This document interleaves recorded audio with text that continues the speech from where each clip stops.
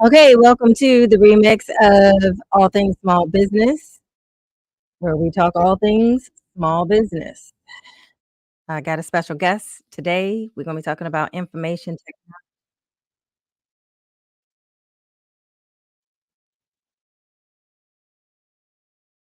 Okay, I'm going to need to mute myself on that Instagram live. Wow. Okay, understand how that goes. Okay, here goes the show intro.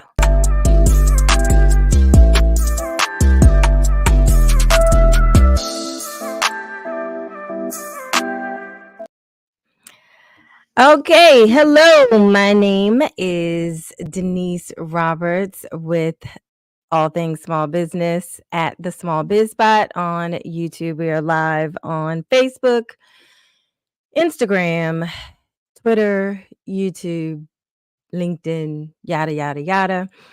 Tonight's topic is going to be technical in nature, technically, with a good friend of mine, Terry Speigner. He is all things IT in Prince George's County. You like that, Terry? I'm going to bring him up and we're going to just talk about um, how to run an IT firm. So, hey, Terry. Denise, hello. How are you? I'm good. I'm good. Thank you for making time on this Friday Night Live. Thank you for having me. hmm Okay, so look, this is a real casual show. It's hmm a and so, and it's about having fun while providing information. So, before we get started, what I would like for you to do so that people know who they are who's talking and sharing information, can you just share, a little bit about who you are, your company, what it is you do? Sure. My name is Terry Speigner. I'm the president and CEO of a company called Engine. NGEN is the spelling of our company. It's pronounced like the engine in your car. Um, we are 32 years old as a company, considered one of the top 500 IT companies in North America and one of the top 250 technical elite companies in North America. We're highly certified with industry. We maintain 4 international certifications, 3 ISOs, and a CMMI. That's very uncommon for any company to have, regardless of their size. We do cybersecurity, IT support, network engineering, cloud, data center support, staff augmentation, where we actually support different companies with IT staff on their site to support their technology needs. So those are some of the things and some of the highlights that we do as a company. And our customer base spans the entire spectrum. We do state government, federal government, local government.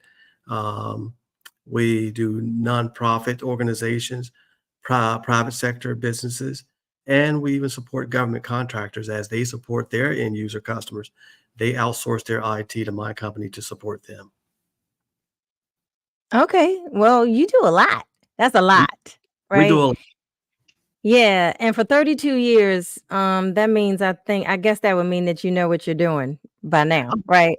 we not only know what we're doing, we're the best at what we do. Okay. Bar none. Yeah. People ask us all the time who our competition is, and our competition are any company who think that they can support customers at the highest level and make them feel like they're the only customers that they have, because that's what we do. Okay.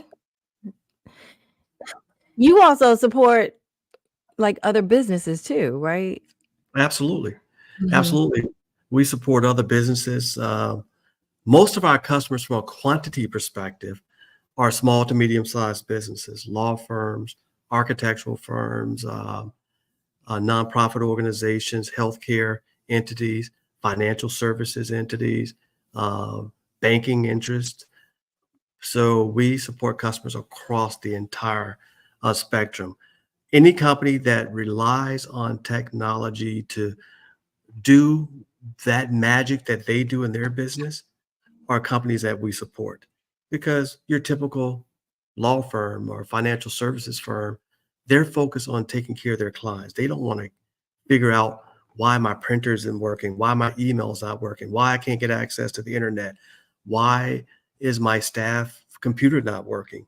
They want to do that thing that they know how to do, and that thing that makes them money and makes them joy in supporting their customers. So they outsource all those things to us.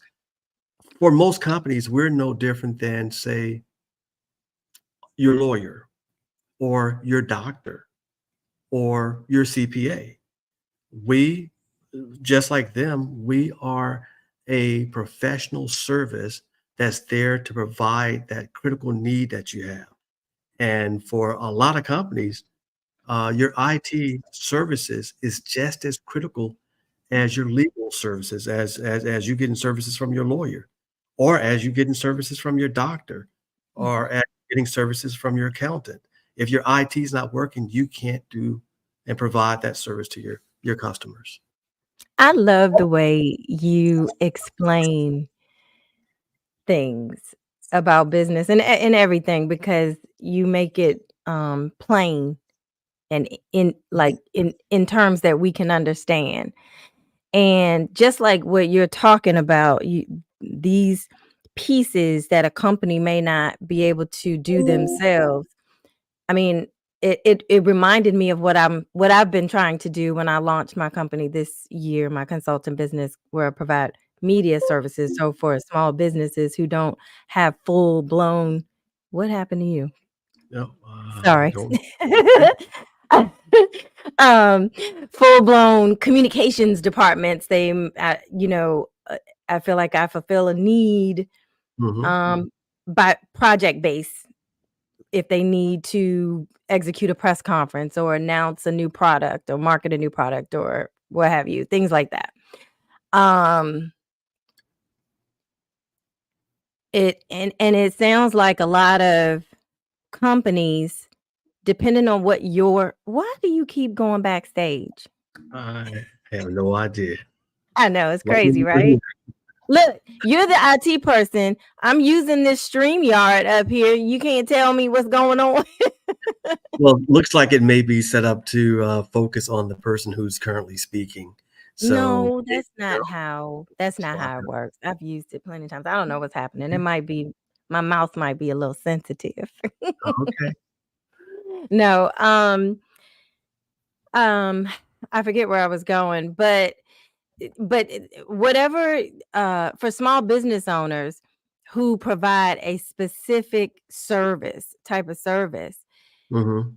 they can market themselves not to consumers, but also to other businesses. I like B2B. See, I don't know what happened. My hand wasn't even on the mouth. And look at that. See, I don't know what's happening here. I don't know. Anyway, Right. um, but it looks like, uh, uh, I like that the B2B model, right? Um, I know on a consumer, I don't know what's happening here and why this keeps happening. I know what it is. I think it's my notepad here on the keyboard. Sorry about that. Okay. Hopefully that'll stop now. Um, but I just when I was listening to you talking, I heard opportunities. I just heard opportunity for whatever need someone has that somebody can provide, some service that somebody can provide. And because I've always been a fan of entrepreneurship, I love talking about the topic. And because I personally believe um, there's an entrepreneur in everyone. It's just up to that person as to whether or not they want to wake that thing up inside of them. How did you even find your way into IT, and what did you do to get started? So, technology has always been something I've been interested in, from, tinkering with, televisions and radios and the, original computers when they first came out, whether it was the Commodore VIC-20s or the IBMs, playing with those things while I was in, high school. I was lucky to be at the beginning of the computer generation, Mhm. that where computers were first being introduced, on a wide scale and being able to learn how to use them and program them. But my initial start was being the neighborhood fix-it guy. If a radio was broken or television or whatever, I was that person that took it apart, figured out how to make it work and put it back together. Um, Mhm, and so just my love of being able to support people, and take care of their needs when it came to, mhm. repairing and fixing things. So did you work for another company doing that, or did you just all were you always, Nope. your own? Mhm. Nope. I started out working for other companies, um, doing field service, driving around this entire region from Pennsylvania down to Winchester, Virginia, and then any morning I could be in Delaware or down in the southern parts of Virginia, Mhm. working on technology repairs for a major company back then that was called Typer, and from there went to another company working on computers, repairing computers for their customers, and then became a vice president for a company that was later purchased by Dan Snyder before he purchased the Redskins. And I Oh. was in charge of all the technology and operations for that organization. And Mm, then it was time to branch out on my own. I joined mhm, my former partner with Engine, and we took the company and made it successful. And he exited, and I became the sole owner of the company. And I've been the sole mm. owner since about 2004. So 20 years I've been the sole owner Engine. Wow, wow. Um,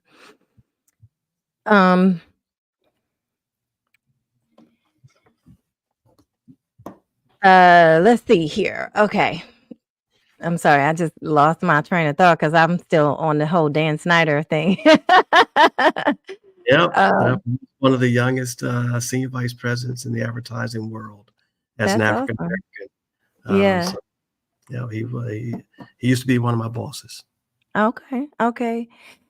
And so once you became your own boss,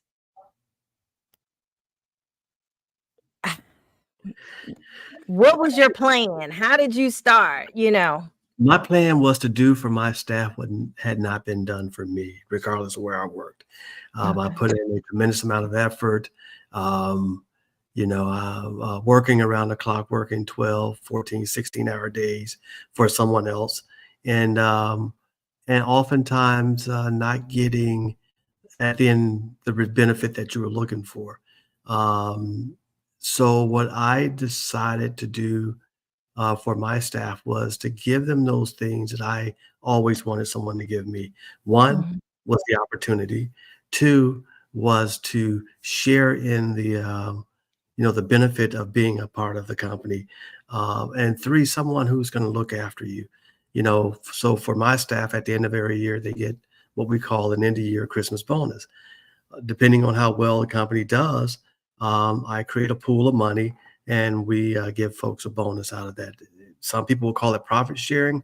I'll call it, if we do well, we all do well. Um, mhm, we created a program for our staff that when they're buying their first home, we contribute $2,000 from the company just to help them with their closing costs.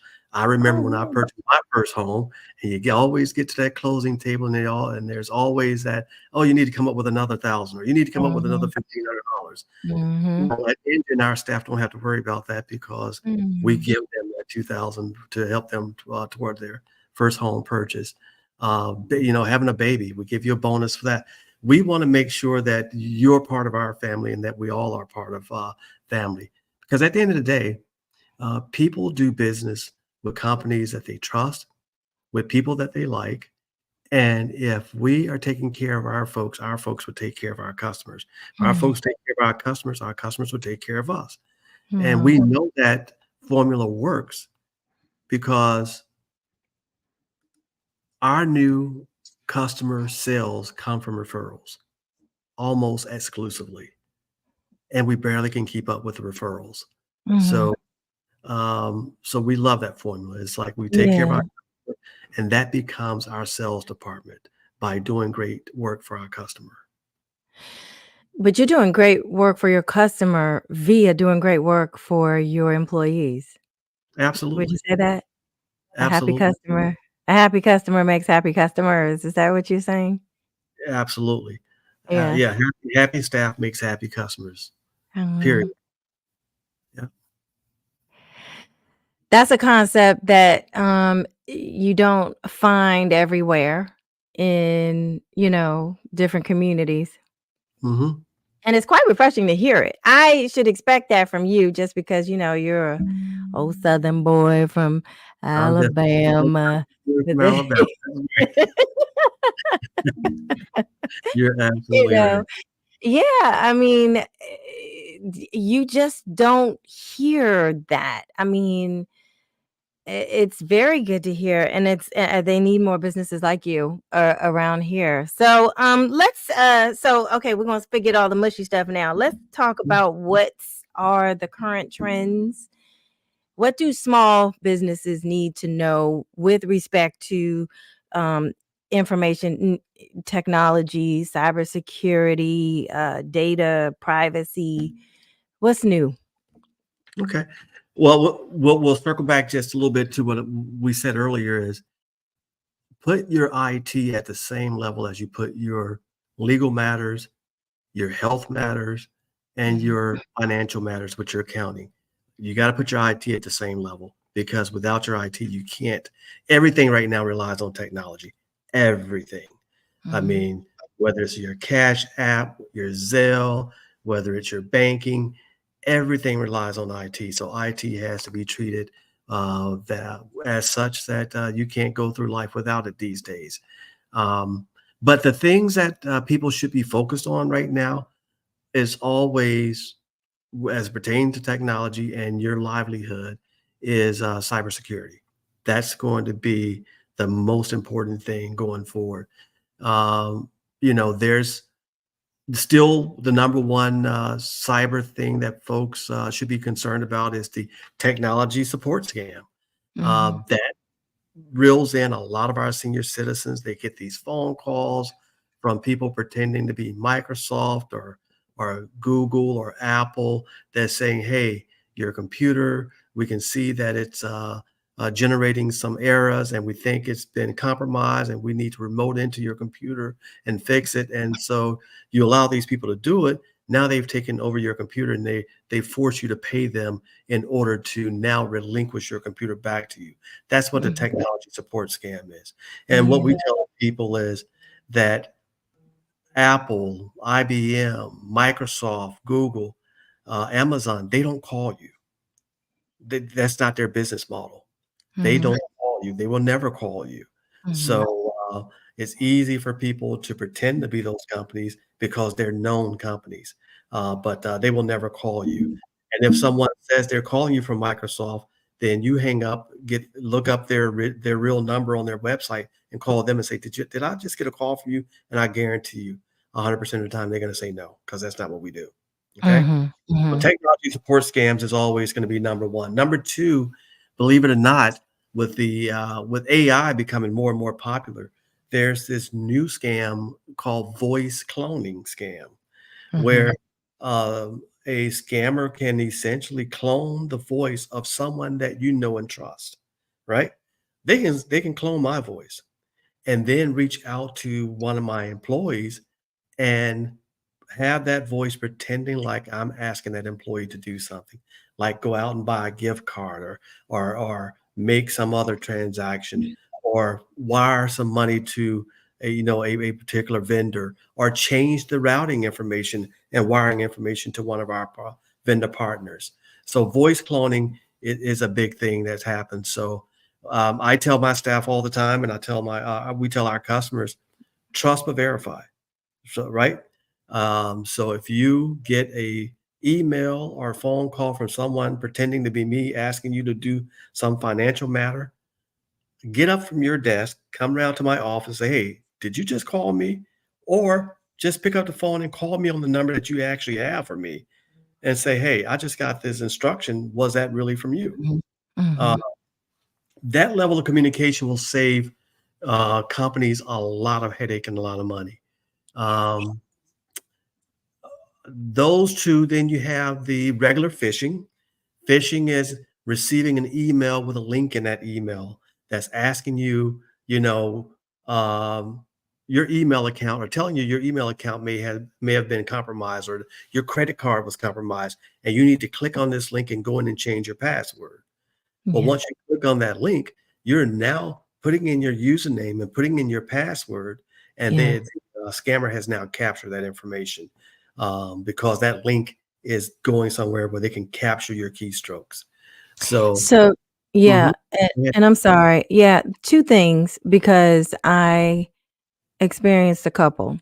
mhm, Uh, in my personal email, I'm on the board for the PTSO at my daughter's middle school, mhm, and I was receiving emails from what appeared to be the president of the mhm, board and asking me if we can meet. I'm away. No, he's in a meeting. He's away. Can you go get me something? It was like, go get mhm, a gift mhm. card. So I Yeah. called him. I said, so what gift cards do you need me to go buy? I don't mind doing it. But I just, what are we doing this for? Because I don't think we discussed this before. And then there was something recently at work where it I received an email that said that we have now accessed your email whatever, and we now have access to all of your information, and you're going to need to do something. So I forwarded it to the IT department, and they replied back to I'm sorry, the local agency, because I work for the county. I forwarded for our department's IT, and they replied back and said, so now they have a button that you click that says report. I think it Mhm. says report phishing. Yeah. Correct. Correct.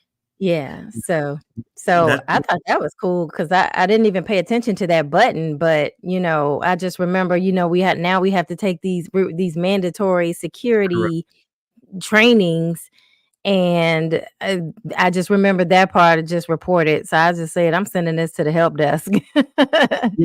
Yeah, and that's called phishing training, and it's also called, when you see something, report it so that the next person will know automatically that it's a scam. So yeah, Mhm, as a technology firm, we implement those technologies for our clients so that they can report what they see, so that their colleague doesn't get tricked by it. So you mhm, got the phishing, which is mhm, email. Then you have vishing, VISHING, which is voice. And then you have mhm. smishing, which is SMS, which is text message. So, so many folks are on their cell phones now. You even get text messages saying, "Hey, your account has been compromised. Click this link." Through it via Yeah, text message. So the scammers are always coming up with new ways to separate you from that one thing, your money. mhm, They don't care about annoying you. They don't care about tricking you. mhm, They don't care about, having a joke on you. They care about separating you from your money. So, mhm. imposter scams, that's when people who are claiming to be from maybe Verizon or WSSC, or from, a Pepco, whomever, and they reach out to you as an imposter and try to get you to send them money, because we're going to terminate your account because you're behind on a payment or you missed a payment. So they generate fear to try to get you again to send them money. Lottery Mhm, scams are still big. That's sending people information and giving them the impression that they won a lottery, but they have mhm, to pay a fee in order to be delivered the money. So mhm, I think I've just given you 5 digital payment scams. People using Zelle and Cash App. Scammers are now compromising those types of platforms. So be very careful with the gift cards, the Zelle, and the Cash App scams. So those are becoming more and more prominent. And fake shopping sites. Everybody likes to shop online. Fake shopping sites are another one of those mhm, where you click on a link, you think you're buying something, and they've stolen your information. Mhm. Some of the shopping sites from China are It's notorious for stealing your information. it's a lot to take in, a lot to be looking out for. How do you manage to how can one manage to protect themselves from all of this stuff? Especially for what is a small business Mhm. um supposed to do to put in place to protect themselves and their employees from, these types of scams or just protect themselves in general? So I just gave you, I think, about 7 scams, and I mean, I Mhm, can go on probably about another 5 or 6 easily. But mhm, these are 7 scams that individuals and employees have to look out for, because you mhm, gotta remember, the individual is also an employee. mhm, So that individual being compromised can also be compromised or bring that compromise into an organization, to the mhm, business. All right.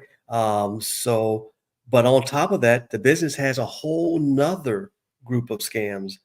One of the biggest ones is called business email compromise. BEC is the acronym. That's the biggest scam perpetrated on businesses every year. And that's where typically um, email is used to pretend to be from the CFO or the CEO to someone to change routing information or to change payroll information. You mhm, know, we've had employees um, who emails have been spoofed, and it goes to our payroll department to say, "Hey, for my next direct deposit for my check, I've changed my bank account." Well, if my payroll folks don't pick up the phone and call that employee, say, "Is this from you? Is this real? And if it is, we need you to sign this form and fill out this form." And the employee says, "I didn't send that." So if people don't communicate and just talk, that's how mhm. these scams work, for people not communicating and talking to each other. This is more frequent than ever before, right? And it's Uh, even more frequent, and it will continue to be more frequent. The more and and more there's just nothing people, we can do about it. I mean, the more and and more these are people people and these are people that don't get caught, right? correct, because the typical person that's doing this could be in an African country, they could be in an Mhm, Asian country, they could be, you know, 10,000 miles away from here, but they mhm, have access to a computer or they have access to a computer cafe. mhm, And these are people who may at best their best life may be making, say, 5 or 6 or $7 an hour. So if they figure, hey, you're a stupid American, you make, you know, $50 an hour. I'll never make that in my life. If I can figure out how to take that money from you, hey, I just hit the jackpot.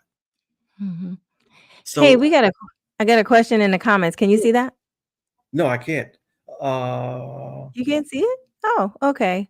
Well, well, can you they see it? asked the question was how was that you can't see it at the bottom of the Okay, I screen? can see it. I can see it. How was that transition going from partner to sole owner? Um, it's a tough transition. Being a business owner, number one, if you're not afraid, you're not alive. Um, and so going from partner to sole owner, you lose the ability to bounce ideas off of someone before you make a decision or before you take the company in a different direction. So um, a sole owner in a business, I would highly recommend that you get a board of directors, Mm, get someone that you can bounce ideas off of, get someone who's been where you're trying to go that can advise you on how to get there. mhm, So that's what I had to do when I would get to the point where I didn't know what to do and I needed someone to talk to. I needed to get a board of directors. So I have a board now called the TAB, the Alternative Board, which is a board of CEOs of different companies that operate as each other's board member. I don't follow, operate as each other's board member. Correct. So they're on So each other's boards? No, we have one board that's Okay. complete, that's full with CEOs from different Mhm, companies, mhm. and all of us operate as a board of directors for each other. Engine, for engine. For Engine and ABC company, Oh, XYZ and company. all of their companies. Oh, Right. that's Mm. awesome. That's So that that's way interesting. you're getting input Mhm, and from people who are in the same position you're in. They may be an advertising company, they may be an insurance company, they may be a law firm, I may be uh-huh, a tech firm, but we all have very similar issues: employees, marketing, growth, growing pains. Everybody has the same issues. So mhm, mhm, you're able to mhm, come together and say, how did you handle this? Or how did you mhm, deal with it? And you're getting answers and guidance from other CEOs, other people mhm. who understand where you are and where you're going and the pain that you're dealing with. Okay, let's talk about, the mastermind group because Sure. you are the mastermind of business in Prince George's County. Is that right? That's right. Listen, I really do hold you in high regard, and I know that you have mentored lots of businesses or business owners, Mhm. um, and, I think, I'm gonna be coming to you for my mentorship too, uh, you Fun. know, Yeah, we do but have we have a group called the Mastermind yeah. group, and it's a group of businesses that come together and collaborate. It's a group that we started, I think, about 2018, myself and a couple of colleagues. Um, and we started it obviously before the pandemic, and the group became very, very significant in helping some companies survive the pandemic, helping companies get the PPP loan and the idle loan, and bringing in subject matter experts to help them with their legal, their accounting, and financial support that they needed. Bringing in contract officers to tell them about opportunities that are available to them, and then creating teaming agreements where different companies will come together, work together, and go after contracts to build capacity. Mhm, Things that typically don't happen in the small business world. That's what mhm, the mastermind group does. And mhm, so it's been relaunched um, last year. We relaunched it as my think tank. So it's a now we're looking at it as a think tank for small businesses. So we have between 30 to 40 companies that will join this meeting. It's free um, once a month. And to, again, learn from each other, teach each other, and create an ecosystem of companies that are trying to grow together, learn together, thrive together, and support each other. mhm, The one thing that we ask is, when you get something, give something. So don't just take, help someone else. So if we give you some great information at our meetings that is helping you, share that information with the next company that may not be a part of our meeting, but mhm. they still need to know that information. So So pay it forward. pay it forward. That's the only Mhm, pay that we ask out of anyone participating, is take the information and pay it forward. mhm, mhm, mhm. When's the next meeting? The next meeting, I think, is Saturday, June 30th, if that's a Saturday. Uh, 29th. Right. Saturday, June 29th is the Mhm, next meeting. It's both virtual and in person. And we have an event space where we hold the meeting in person, but it's also virtual for those people who can't make it to the meeting. mhm, mhm. Um, you talked about a lot of things that actually can, uh, help, you know, help someone who wants to build a successful business that can help them do that. What is the number one thing that you would say that an entrepreneur, business owner needs in order to have a successful business? And I know you already said IT. Okay. Mhm.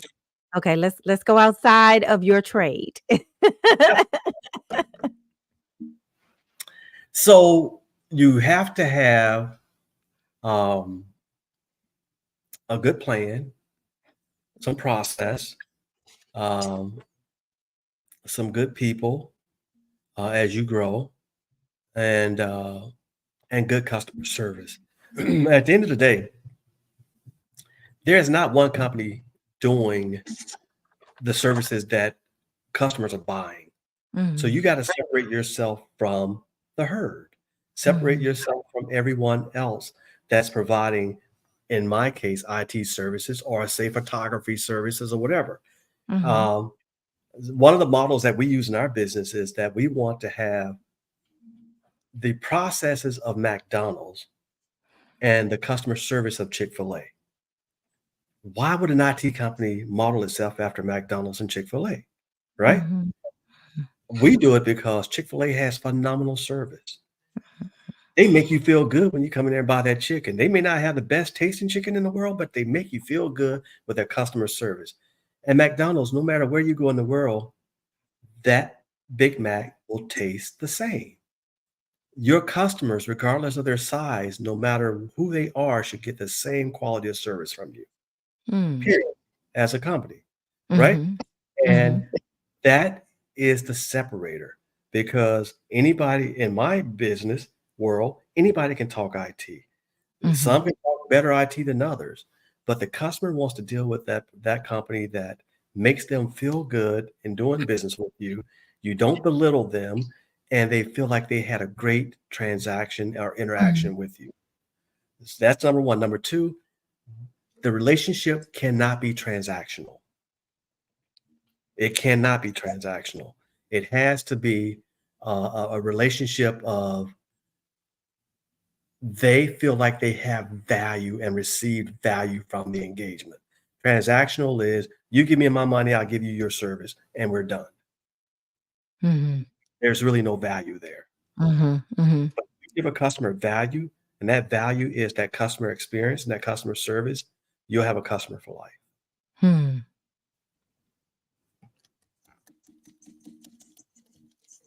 You make IT sound sexy. IT is all of it. Because Imma tell you it, right? It's all of it.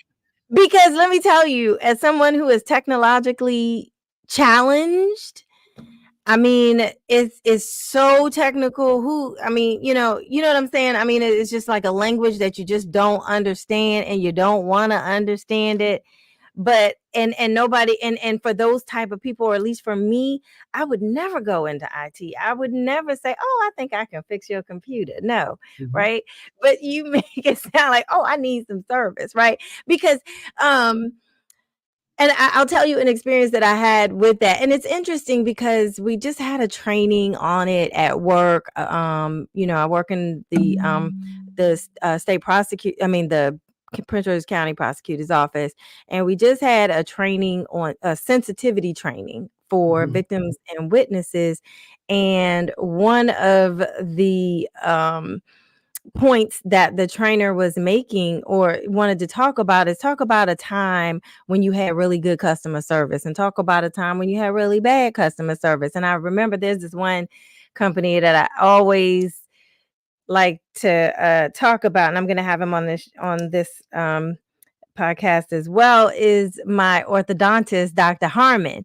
And I remember the very first time that I went to see him, I was transferring from one orthodontist to another. That first consultation, I was like, God, he just makes you want to need some services around here, you know? And so, I mean, because they're warm, you want that warm personality and to make you feel like they're gonna really get you right, whatever the need is. And so, it's interesting because oftentimes we hear we don't have good things here in our community, and how can we get that? We need to really figure out how we can change the mindset of the businesses that are here. Mhm. Um, is there a solution for something like that? I mean, that's a tall order, right? Yeah. Yeah, it boils down to the philosophy of the business owner. Uh-huh. If you just want to have, and some of us, that's all we want is a lifestyle business. Mhm. If I can grow my business to the size of I can get myself a Mercedes, I can get myself Mhm. a nice house, I can, Mhm. go on a vacation. That's a lifestyle business. Uh, Mhm. and that's what some people want. If you want to build a business that's going to survive and thrive you as a personality, Mhm. then you have to invest in that business, and that's Mhm. when you start investing in the customer service and the customer experience. Um, that's when you become liberated. You know, Mhm. I can leave my office and go, on a 2, 3 week vacation with my wife and not worry about what's happening at the business because we built it on process, Mhm. right? We built it on, a firm foundation. And it's a foundation that we don't just rest on because business is like an evolution Mhm. and it's like a journey. You're on a journey, the journey doesn't end. You just hit different checkpoints on that journey. Then you move to the next checkpoint and to the next checkpoint. So what we call it is continuous improvement. You just improve a little bit more every day, every day, every day, and then you'll find something that, hey, we've been doing this for the last 5 years. Mhm. There's another way to do this better, quicker, cheaper, faster, Mhm. and customers will benefit from it. Mhm. So it's Mhm. continuous improvement. But guess what happens when you don't do that continuous improvement? You become Circuit City. You become Blockbuster Video. You become those The big. people that don't exist anymore. Exactly. But they were Mhm. bohemian. And when they existed, you never could imagine life without them. Mhm. But they didn't change. Right. Right. Mhm. Mhm. And one other thing that I wanna touch on because, this is really good. Um, you and your wife can go on vacation and be certain that your business is going to run comfortably. You can trust whomever is there that's running your business. How do you find the right people to come work for your business? Because the business is like your baby and it's something that you have to grow, right? You wanna grow and you wanna grow with your vision in mind. How do you find the right people? Well, for us, we've been fortunate to not only find some good people, but to grow them with the company. So some of Mhm, our folks who are running our company today, in our areas of, say, technology, customer service, project management, and those types of areas, people who've been with us 10, 12, 13, 14, 15 plus years. mhm, So mhm, they have grown with the company. And so they've been able to help put that stamp on the company, on the processes that we do. mhm, So that's how we've done it. We like to mhm, intern people, and then we like to find those folks who have that one thing that we call the intangible. If you have the ability to talk to folks, make them feel good, that customer service piece, I'll teach you how to be a geek. mhm, But you can be the best geek in the world, the best mhm, technologist in the world, and talk to people and make them feel like crap, and they'll never want to do business with you. So we mhm, look for that intangible, mhm. and we can Okay. train the rest. Okay. Okay. Okay.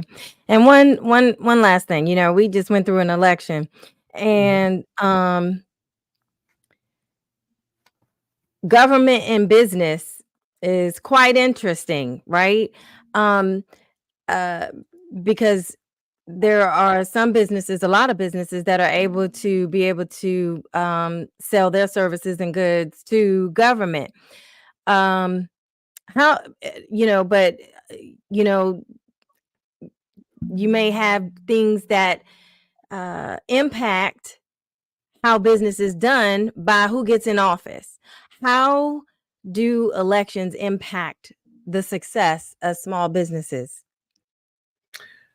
Elections can have consequences on small businesses. You have some people in elective office who understand the role of business in the community. You have some that don't understand the role of business in the community. You have some that understand that uh, a business is a cohesive foundation in a community. It provides jobs, it provides opportunities, it provides not just payroll and pay to the employee, but Mhm. funding nonprofits, funding the local boys and girls clubs, funding other community things, um, you know, helping pay for people's health insurance. So businesses provide a very valuable component. Plus, a business pays several taxes. We pay a personal property tax on the computers, the furniture, the fixtures, everything that you have in the company. You pay a tax on that. Then you pay a tax on, if you actually own property, you pay a real property tax. You pay a personal Mhm. property tax. You pay a sales tax. So you pay Mhm. all these taxes that go to the benefit to help the communities. So you have to have people in office who understand that, what the role of businesses are and what they do, and Mhm. that you don't want to be too onerous or on a business and force them through regulatory requirements to potentially leave your community and find somewhere else that's more business friendly. Because at the Mhm. end of the day, the business is there to support their customers, but they also still have to be and stay in business in order to Mhm. support their customer and to Mhm. meet the dream of the owner and the employees. Mhm. So so I say all that to say that uh, getting the right person in the office that understands that it has to be a balance of what you do for the citizens, what you do for business, what you do for nonprofits, what you do for the philanthropic community, and you Mhm. can't just be too heavy-handed on one versus the others. Okay. Some politicians look at businesses as evil. It's unfortunate, but they look at businesses and business owners as evil. That Hmm. I need to take from you to give to someone else. Well, that only works to a certain degree when, there are other communities that say, "Hey, I welcome you here, and we're going to treat you well because we know if we treat you well, you're going to treat our citizens well and give them Mhm. good paying jobs." So, Mhm. and politicians also have to understand that you can be a partner with business, or you can cause business to rely on emerging technologies versus people. And that's real. Yeah. If you're Yeah. too focused on the business, what they will do, Mhm. automate that job. Mhm. Mhm. There's a time I'm old enough to remember when you went to a grocery store, you had someone who checked you out, someone who bagged your groceries, someone who took the groceries to the car. You had all those things in just Mhm. one line. Now you Yeah. go to the store, you're like an employee. You got to Yeah. check your own self out. Mhm. Yes, yes, and I don't want to. Yeah, I don't like it. I don't like it. Yeah. I don't like these paper bags either. Yeah. I was actually yeah, we were just in Hawaii a couple months ago, and we were on the Big Island, and we went to a grocery store, Lisa and I, and they had a bagger at Ooh. each register with the Mhm. person that's actually checking you out. Blew Well, my mind. yeah. It was It was like like going back in time. we went back 30 years in time. It's like, Yep. this is amazing. But if they can Mhm. do it, it can be done in other places. Yeah. Yeah, yeah. AI is a whole nother that is AI, right? Right? Is that That AI? that is machine learning, that's AI, that's Mhm. robotics, that's all of Mhm. that. Yeah, And yeah. all of that is becoming more and more. You know, Mhm. we're talking technology, we're talking business. I was just at a conference October last year where the president and CEO of IBM, his name is Arvind Krishna, where was talking about with the use of AI, IBM will be Mhm. able to eliminate 7,000 jobs. Wow. That's about $700 million per year on their payroll Yeah, that they can just eliminate. yeah, yeah. So this is no joke. So now it's gonna be about how protecting my bottom line even more or, more profit. More profit, right? Is that's what it's all about, right? It's Ways all to make more money and pay out less. it's all about getting taking care of your customer at the best cost possible. Mhm. And the highest cost on everyone's business is payroll. Mhm. We opt, as my company, we opt to use people to take care of our customers. Mhm. There are a lot of firms that are just automating what people typically do in a firm. Mhm. Um, Government can either speed that process up, it could slow it down, but it if and I'm gonna be candid with you. If government comes around and says, "Hey, in California, I think they just raised the minimum wage to $20 an hour or something like that, and now it costs you $20 for a Happy Meal at McDonald's." Yeah. So Whew. now if you do your research, you know, a family of 4 can't really spend $80 to go to Mhm. McDonald's. Yeah. Yeah.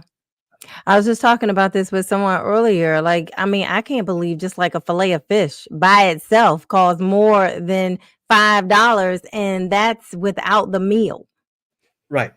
Right. Yeah. So government has to play a significant role in policy making, but it also has to make sure that it is not making policy that has Yeah. an Mhm. unintended consequence. I Yeah. remember back in 2007, um, the Maryland legislature at that time had passed a bill um, to put a sales tax on IT professional services. Mm. Well, that would immediately made IT companies in Maryland non-competitive Mm. with our peers in Pennsylvania, Delaware, Virginia, and DC Mhm. because none of them tax IT services. So Mhm. imagine that I'm competing against another firm out of, say, one of those jurisdictions for a customer, and I Mhm. my fees are automatically 6% higher because I Mhm. have to charge taxes Mhm. on a service that no one else charges taxes on. Right. So that Right. passed the legislature. There was such blowback that IT firms said, "We will leave the state of Maryland over Mm. this." The Mm. state went into special session and repealed that law, and that Mhm. saved the IT industries in Maryland. Who's governor at that time? Governor at that time, I think that was Martin O'Malley, and I know that the person who pulled everyone back into special session to undo that bill was Mike Miller, Oh, because okay. he saw that this was bad law. Yeah. Yeah. Okay. Well, Terry, I just want to thank you for spending some time with me this evening virtually. It is, and it's hard Sure. to believe that so much time has gone by. I mean, we've literally been talking for almost an hour. Um, Time why flies don't you? having Can you? fun. I know, right? It turned. Who'd have thought IT could sound so interesting, right? I know it's very interesting to you, but why? So why don't you go ahead and tell people how they can get in contact with you if they have more questions or they want to attend the mastermind group. I mean, the My Think Tank. Yes. You can easily find us on our webpage at engine.com. Right behind me is NGEN.com. And you can send me an email at TLS, my initials, TLS at NGEN.com. And that will, just let me know that you're interested in joining our My Think Tank Mastermind group, and we'll make sure that you get added to the list. Thank you so much, Terry. Absolutely. I look forward to doing this with you again sometime soon. It's very fun. Yeah. Yep. Well, you have a Yep. good evening. I'm sure it's past your bedtime, right? Yes, just a little bit. Just a little bit. Just a little bit. All right. Thanks again, Terry. Thank I'll you. see you. Good night. All right. See you later. Good night, everybody.